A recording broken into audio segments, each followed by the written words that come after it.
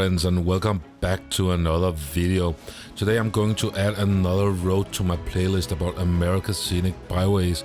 It's the Patagonia-Sonoita Scenic Road.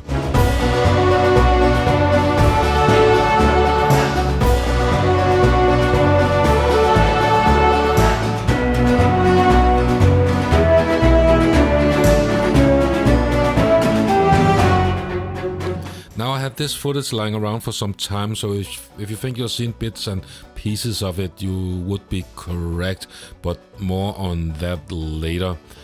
Also, if you're wondering what is a scenic byway, well, take a look at the first video in this series, in this playlist, and you can hear about that. There's roughly 150 something of them in America. In every state there's one except Texas, I believe. So, south of Tucson, in a place called Green Valley, I was staying at a hotel, and since my body still was a bit on European time, I got up before sunrise and headed down to the restaurant as soon as they opened to get my breakfast and coffee. Then I headed down just north of the border to Mexico, found a parking lot and mounted the cameras on the car and started my ride up the Patagonia-Sonoita Scenic Road. Now, as you can see on the map here, it starts down, all the way down at the border to Mexico and ends up southeast of Tucson. So let's get rolling.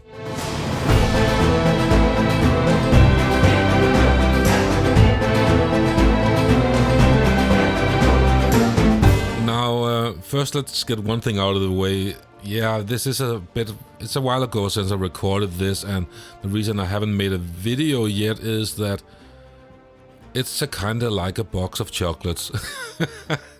No, imagine you have a last piece of chocolate in the box and you really want to eat it and enjoy it, but at the same time it's going to be the last piece of chocolate, so you kind of want to save it a bit. So it's kind of the way I feel with these videos, and do enjoy making them. And well, I don't have any more footage, so this will be the last one unless I'm traveling to the United States again sometime to record some more.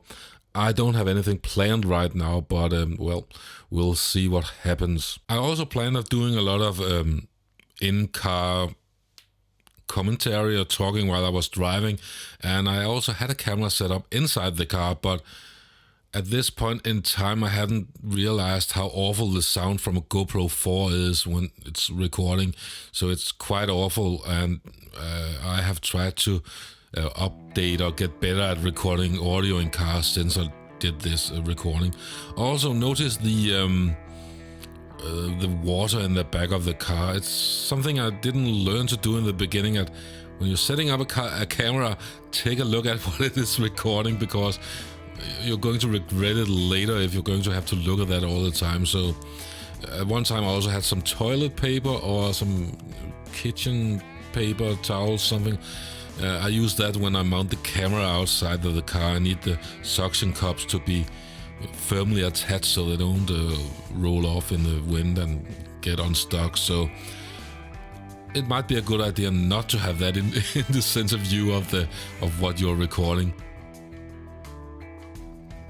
There's a website dedicated to all of these scenic byways, and as far as I can tell, they are maintained by the US Secretary of Transportation. So let's have a look at what they're saying about this specific road. Yeah, so this is going to be a test of my English skills, which was kind of the reason I started. One of the reasons I started doing videos was that I can read English and write it somewhat, but pronouncing words has always been hard for me. So what better thing is than just jump right into it and start making videos with voiceovers? So yeah. So they are saying the Patagonia-Sonoita Road was designated by the Arizona Department of Transportation on September 20th, 1985. The road travels through the Santa Cruz River basin and has semi-arid valleys and narrow canyons separated by mountain ranges rising abruptly from the desert floor. The natural beauty of the Patagonia-Sonoita... How to pronounce Sonoita? Once more. The natural beauty of the Patagonia-Sonoita scenic road is evident in the varied scenery as the road winds across the desert floor, rolling hills and surrounding mountain ranges rise to over 9,000 feet.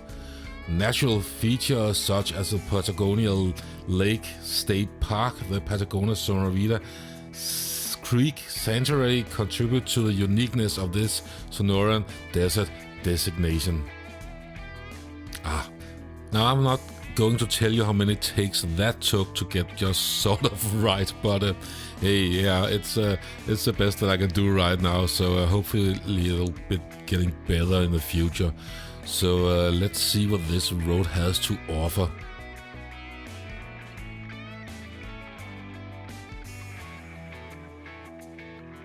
I did enjoy looking at this again. I was kind of surprised how many things I can remember when I look at it. What I saw along the way, and also a few things that I missed because sometimes you just have to pay attention to the road. Big surprise. But I still will say one thing that I believe I mentioned before, that I kind of wish that I had been driving in, I don't know, spring instead of March, but summer or early fall or something like that. I don't know if they're getting the same amount of rain the monsoon season, like up in Sedona and Verde Valley. They get quite a lot of rain there late summer, but it looks like there's rain here sometimes, so I can imagine that even though this looks dry and uninteresting, I'm quite sure there will be some times of year where this all springs into life. Up in south of Sedona and the Verde Valley area, they have a lot of vineyards and are making wine, as you no doubt already know if you have seen some of my other videos. And the problem up there is that they're getting the rain at just the wrong time of year for growing grapes for winemaking. And so I don't know if they get the rain here down at the same time of year. If you know that, I'd love to hear it in the description or in the comments below. I think that could be interesting to know. As you can see here, this is just too early for anything to be green, although the temperature was quite acceptable from comparing to what I came from. So I think it was 20 something degrees Celsius, maybe even more, 28 at some point in the middle of the day. So not cold by my standards, but yeah. So can you see what we have in the side here just to the right? That's right. And he was measuring our speed. I wasn't speeding there, so excellent. And that's one thing, I think I mentioned that this once before, when you're driving on these long roads, specifically like the freeways and the interstate roads, you've been driving for like an hour and you might get tempted to just hammer it and go at really high speeds. And sometimes when I watch movies, American movies, and you see the police car in the ditch in the side of the road, and you're thinking there's no way that people wouldn't notice that when they were speeding and driving really fast on the road. But if you've been driving for an hour without seeing anything, you're out in the middle of nowhere, and you kind of get blind to what's going on at the side of the road. And I've more than once been driving and I say, oh man, that's a police car there. Good thing I wasn't speeding. Now in this case I did see him right at the beginning.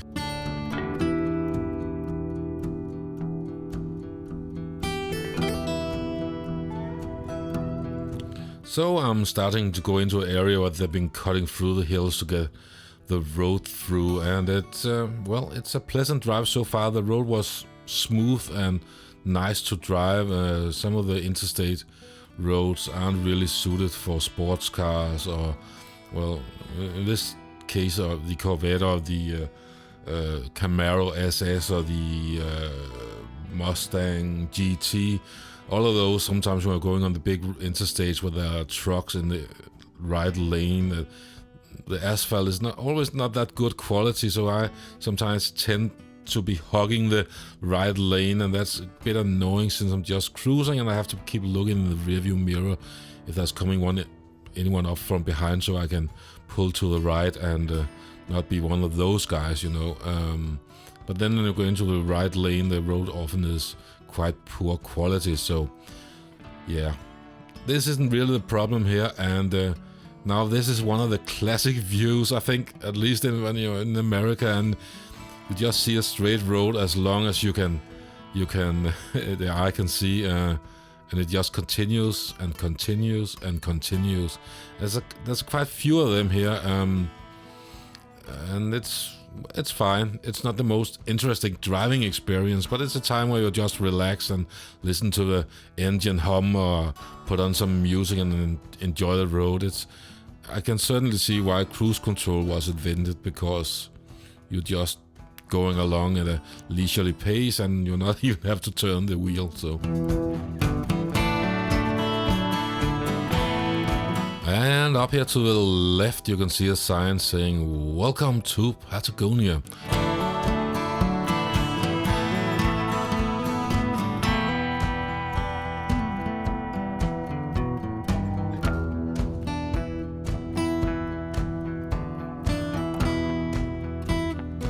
And the sign here to the right says "Entering Patagonia, elevation 4,000 feet." According to the description of this road, we will be going all the way to 9,000 feet today, so a bit of a change there. That's also something that is highly unusual comparing to where I'm coming from. So while we're driving through here, I could perhaps mention what you could be doing if you are headed down south of Tucson in Arizona. You could visit a few vineyards. I believe there are some wineries and at least some tasting rooms if you're into wine tasting. That's the fun thing about Arizona, that they do make wine, but they don't make a whole lot of it. So if you're into wine and you want something special you haven't tasted before, then there's your chance, because they're really not exporting any of it out of the country, and some of them not even outside of the state.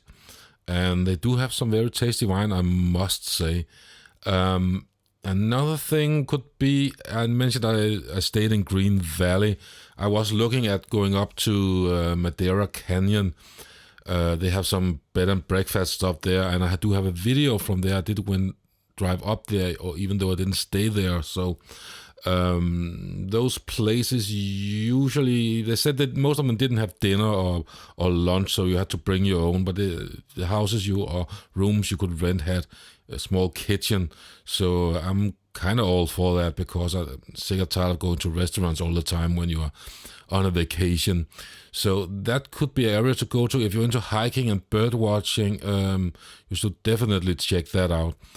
Also, the Titan Missile Museum with the old ICBM Titan II had been turned into a museum, and you can look at that in one of my blogs. I believe it was day 5. I'll put a link to that as well. A bit scary and interesting at the same time when we do a simulated missile launch where we try to nuke a country. So take a look at that in my series.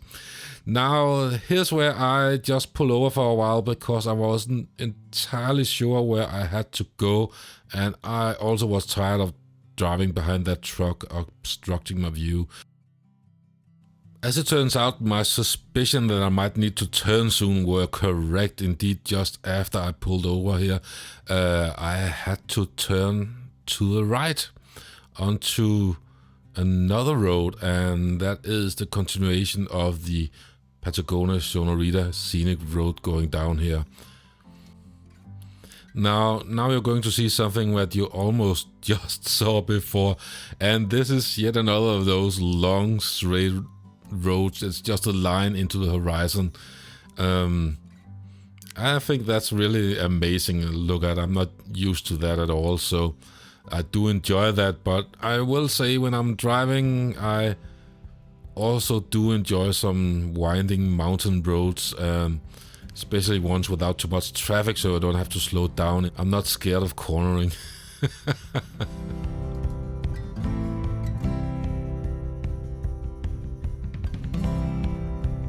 And then it gets a little more interesting. At least a bit of road goes a bit to the left and then a bit to the right. So all in all, this is really just cruising time and relaxing time in this part of the road.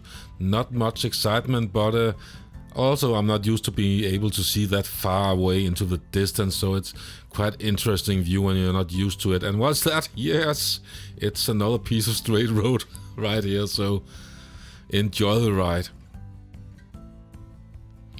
And now we're coming up to something that I'm not quite sure what it is, but if you do know, I'd like to hear it, because why do they have this thing here? I'm really not sure. So it's kind of like a checkpoint or something like that in the distance, and they only check the cars going one way, and I'm heading, well, still heading north, I guess at this point. So it seems like semi-permanent structures, something movable, but it looks like they've been there for a while. I don't know, I have no idea. So I stopped, and almost stopped, and he had a look in my car and waved me along, and I was on my way again. So yeah, is it like drug search, ICE agents, or what is it? I have no idea. So I always feel terrible when I'm going through stuff like that. I always feel like, oh my God, now they're going to arrest me for some offense I didn't know what was, and you know, like, you always feel like you've done something wrong even though you haven't, and well, that's just how I feel. So interesting. Now see the sign to the right here, it says if you want to visit Madeira Canyon, what you have to go is to the left right here. So yeah, that's the place I talked about. You're going up there, and take a look at one of my other videos if you want to check that out. Looks awesome. I sort of regret that I didn't stay up there, so well, perhaps next time.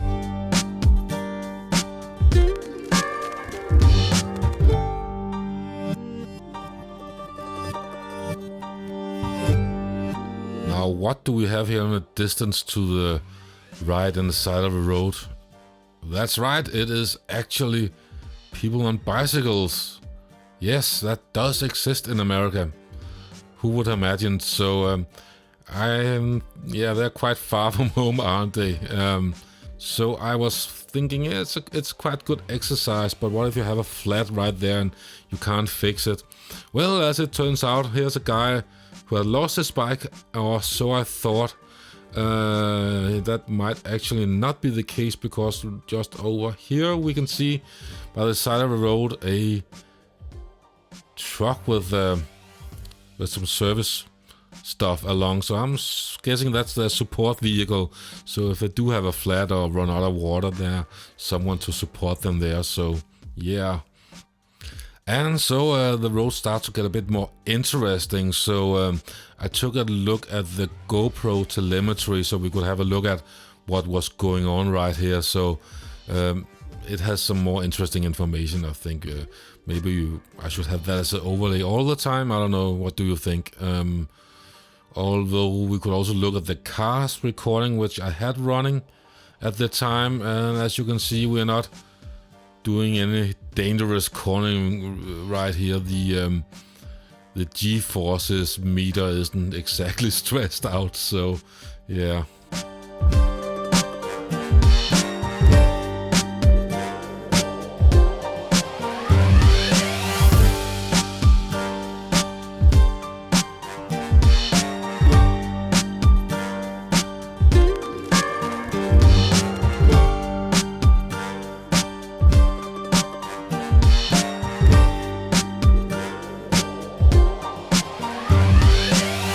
So let's try to switch to the car's camera, what it has been recording.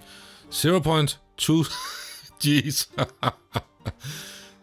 31. 0.36 Gs. So yeah, it's not a racetrack, is it? But interesting and to drive, and a fun experience nevertheless. So oh, someone had the top down there. Yeah, it was warm. So it doesn't look like it does it, but I don't know, I think.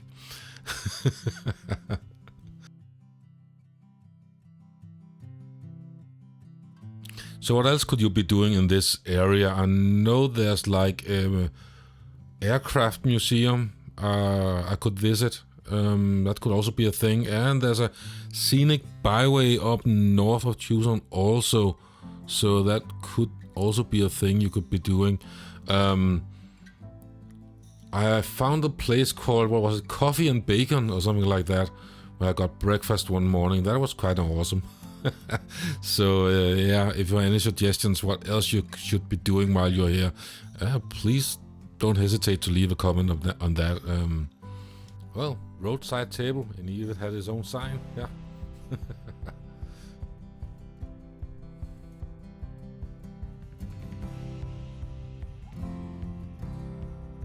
And after going straight ahead for a while, a bit of twists and turns, and what are those guys doing to the left up right here? Some sort of, I don't know, what is that doing? I want to know what's inside the box. I always want to know what's inside that door. What's that thing humming in there? What's underneath that thing in the floor? Underneath that thing in the ceiling. I want to know everything. I need to know. It's important.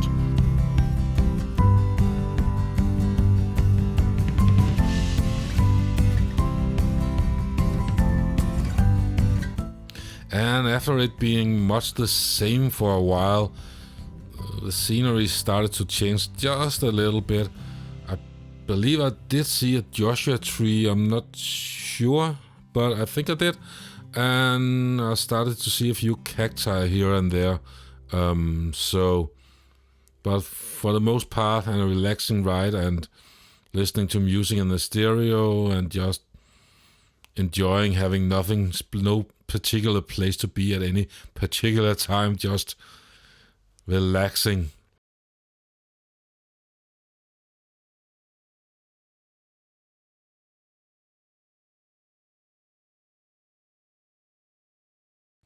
Now look at the house up there to the left. Quite an interesting place to live, don't you think? I mean, well, there's clearly electricity, but I mean, if there's no internet, how's the internet connection out here? Surely they don't have fiber. So if there's a poor internet connection, then I'm out. Would be nice to live right there in the middle of nowhere, wouldn't it? With that view, but if there's no internet connection, that's a deal breaker, most definitely.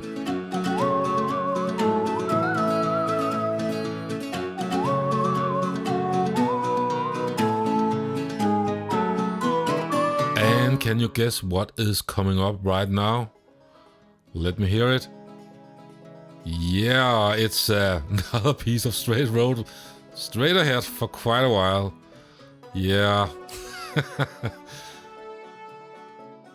Do we see that other places than America? Australia, possibly.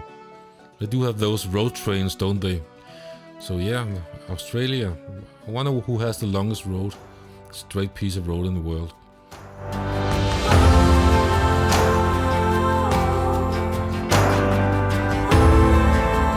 Looks like this guy's quite ahead of all the others, so congratulations to him.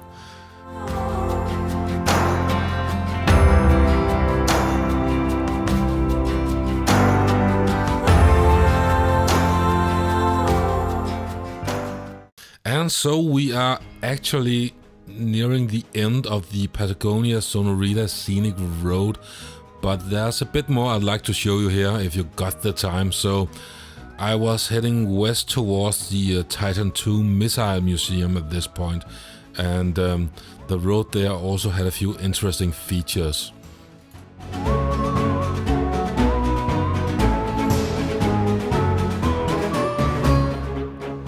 So the flora is definitely changing around here, and well, compared to a bit more down south, and there's a cattle guard, so the fauna is changing as well.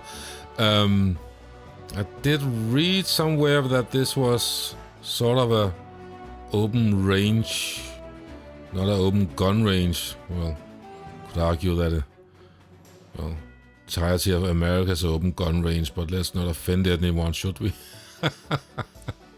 So yeah, there might be cattle around here, so one should be a bit careful where you're going. And there's actually a sign saying as much right here, so have a look out for lunch or dinner right here. And a sign about adopting a road. If I'm not mistaken, that thing, adopt a highway or whatever it is that if you contribute to help cleaning the road for litter and debris dropped by people and stuff like that, you can get your name on that sign, and that has been organizations such and as well as private people doing that, so you get to have your name on that sign by the side of the road. And so we are at the end of the video for now. This was quite a nice trip I had there. I don't have any more footage or any more scenic byways to show you, at least not right now. So thanks for watching, and until next time, have fun on the interwebs.